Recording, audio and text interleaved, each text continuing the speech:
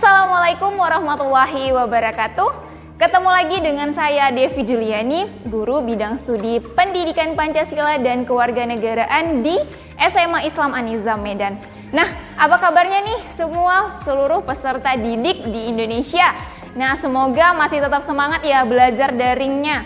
Oke, kita ketemu dalam bidang studi PPKN yang pastinya akan bisa menghasilkan ataupun menumbuhkan sikap nasionalisme dalam diri kita.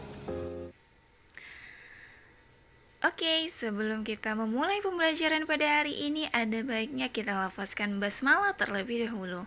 Bismillahirrahmanirrahim. Semoga pembelajaran hari ini dimudahkan dan dilancarkan. Amin, amin ya robbal alamin. Oke, materi yang akan kita bahas pada pertemuan hari ini yaitu berjudul Peran serta Warga Negara Mendukung Implementasi Wawasan Kebangsaan.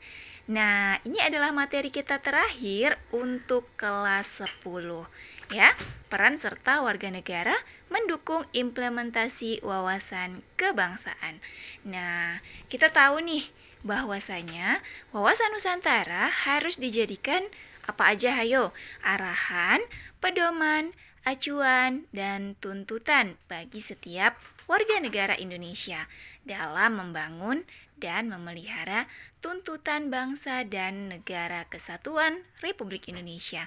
Jadi, wawasan Nusantara harus kita jadikan sebagai arahan, pedoman, acuan, dan tuntutan nih, teman-teman.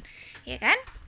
Kemudian, karena wawasan Nusantara ini harus kita jadikan sebagai arahan, pedoman, acuan, dan lainnya, maka implementasi atau penerapan wawasan Nusantara harus tercermin pada pola pikir, pola sikap, dan pola tindak yang senantiasa mendahulukan kepentingan bangsa daripada kepentingan pribadi ataupun golongan. Nah, jadi dengan kata lain, wawasan Nusantara ini menjadi pola yang mendasari bagaimana cara berpikir kita, kemudian bersikap dan bertindak dalam rangka menghadapi, menyikapi ataupun menangani berbagai masalah menyangkut kehidupan bermasyarakat, berbangsa dan bernegara pastinya, ya kan?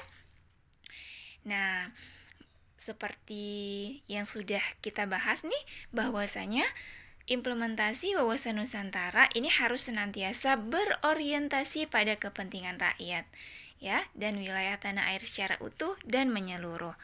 Karena memang harus mengutamakan kepentingan bangsa ataupun kepentingan rakyat, kepentingan masyarakat umum daripada kepentingan pribadi ataupun golongan. Kita akan lihat bagaimana implementasi wawasan Nusantara yang berorientasi kepada kepentingan rakyat dan wilayah tanah air secara utuh dan menyeluruh. Nah, ini dia. Yang pertama, implementasi wawasan Nusantara dalam kehidupan politik akan menciptakan iklim penyelenggaraan negara yang sehat dan dinamis pastinya. Nah, hal ini pasti nampak dalam wujud pemerintahan yang kuat, kemudian aspiratif dan terpercaya yang dibangun sebagai penjelmaan kedaulatan rakyat. Nah, kemudian implementasi wawasan Nusantara dalam kehidupan ekonomi akan menciptakan tatanan ekonomi yang benar-benar menjamin pemenuhan dan peningkatan kesejahteraan dan kemakmuran rakyat secara merata dan adil pastinya. Nah, di samping ini, implementasi wawasan Nusantara juga akan mencerminkan bagaimana tanggung jawab pengelolaan sumber daya alam yang memperhatikan kebutuhan masyarakat antar daerah secara timbal balik, baik serta kelestarian sumber daya alam itu sendiri. Ini dalam bidang ekonomi. Kemudian yang ketiga dalam kehidupan sosial budaya. Nah, implementasi wawasan Nusantara dalam kehidupan sosial budaya akan menciptakan sikap batiniah dan lahiriah yang mengakui, menerima, dan menghormati segala bentuk perbedaan atau kebinekaan sebagai kenyataan hidup sekaligus karunia Sang Pencipta. Apabila implementasi wawasan Nusantara ini kita implementasikan dalam kehidupan sosial, maka inilah kita akan mengakui, menerima, dan menghormati segala bentuk perbedaan yang ada, ya kan? Kemudian, implementasi wawasan Nusantara dalam kehidupan pertahanan dan keamanan. ya, hankam. Ini akan menumbuh kembangkan kesadaran cinta tanah air dan bangsa. Yang lebih lanjut akan membentuk sikap bela negara dalam diri kita sebagai setiap warga negara Indonesia. Nah, kesadaran dan sikap cinta tanah air dan bangsa ini serta sikap bela negara ini akan menjadi modal utama nih yang akan menggerakkan partisipasi setiap warga negara dalam menangani setiap bentuk ancaman. Baik itu dianya ancaman yang bentuknya kecil maupun besar gitu kan, ataupun ancaman yang datang dari dalam negeri ataupun dari luar negeri. Nah, kemudian yang terakhir nih, yang kelima, dalam pembinaan seluruh aspek kehidupan nasional, sebagaimana yang sudah dijelaskan di atas, ya, di poin 1, 2, dan 1, 2, 3, dan 4 tadi. Nah, implementasi wawasan Nusantara harus menjadi nilai yang menjiwai segenap peraturan perundang-undangan yang berlaku pada setiap strata di seluruh Indonesia. Nah, di samping itu, wawasan Nusantara dapat diimplementasikan nih ke dalam segenap pranata sosial yang berlaku di masyarakat dalam nuansa kebinekaan. Sehingga apa? Sehingga nantinya akan menciptakan nih kehidupan yang toleran, kemudian akrab, peduli, hormat, dan pastinya taat akan hukum. Nah, jadi semua itu akan menggambarkan bagaimana sikap kita, paham, dan semangat kebangsaan ataupun nasionalisme dalam diri kita yang tinggi sebagai identitas atau jati diri bangsa Indonesia. Oke, paham ya sampai sini bagaimana implementasi wawasan Nusantara. Nah, inilah yang dikatakan sebagai implementasi wawasan Nusantara yang senantiasa berorientasi pada kepentingan rakyat dan wilayah tanah air secara utuh dan menyeluruh.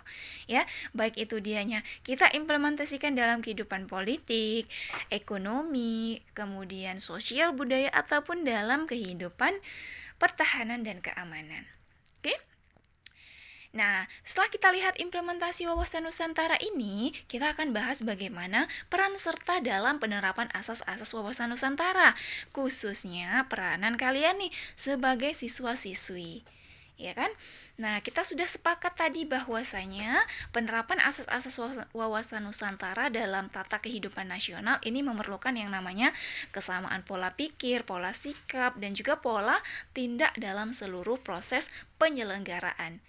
Nah, jadi maka dari itu kan kita lihat bagaimana peranan siswa dalam mendukung implementasi wawasan Nusantara. Walaupun masih statusnya sebagai siswa, kalian punya nih peranan-peranan yang dapat kalian lakukan sebagai bentuk dukungan terhadap implementasi wawasan Nusantara. Nah, sedikitnya ada 18 poin peranan yang bisa kalian lakukan nih. Yang pertama, mendukung persatuan bangsa. Sudah paham lah ya tentang persatuan bangsa. Di pembelajaran bab-bab sebelumnya juga kita sudah bahas tuh pernah apa itu persatuan dan kesatuan. Kemudian yang kedua, berkemanusiaan yang adil dan beradab. Seperti isi dari salah satu Pancasila ya kan? Berkemanusiaan yang adil dan beradab. Kemudian yang ketiga, mendukung kenyataan yang mengutamakan kepentingan bersama di atas kepentingan individu atau golongan. Nah, kemudian yang keempat, mendukung upaya untuk mewujudkan suatu keadilan sosial dalam masyarakat. 5. Mempunyai kemampuan berpikir, bersikap rasional dan dinamis, serta berpandangan luas sebagai seorang intelektual. 6. Mempunyai wawasan kesadaran berbangsa dan bernegara untuk membela negara yang dilandasi oleh rasa cinta tanah air.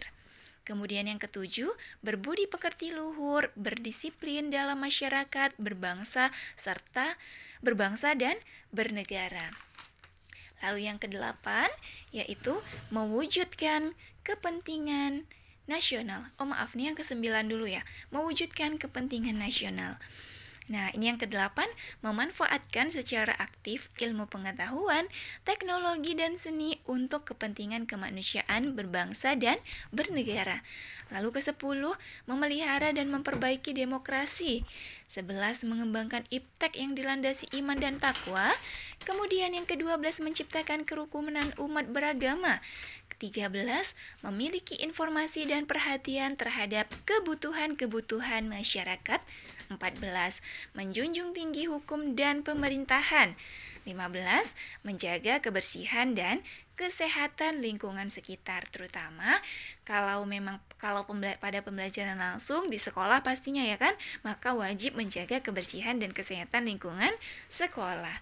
Kemudian yang ke-16, merubah budaya negatif yang dapat menciptakan perselisihan.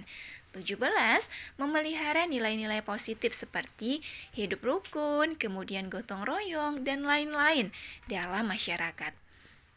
Nah, inilah poin-poin ataupun peranan yang dapat kalian aplikasikan ataupun yang dapat kalian implementasikan dalam kehidupan bermasyarakat yang perannya ataupun statusnya adalah sebagai seorang pelajar ataupun seorang siswa-siswi. Nah, baik, ini adalah materi singkat kita pada hari ini, yaitu tentang peran serta warga negara mendukung implementasi wawasan Nusantara.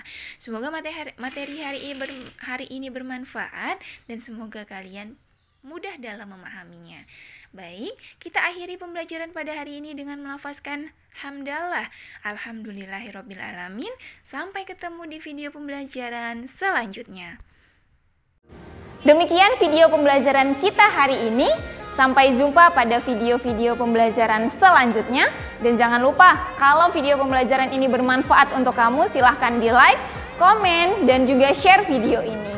SMA Islam Aniza Medan, unggul, cerdas, islami. Wassalamualaikum.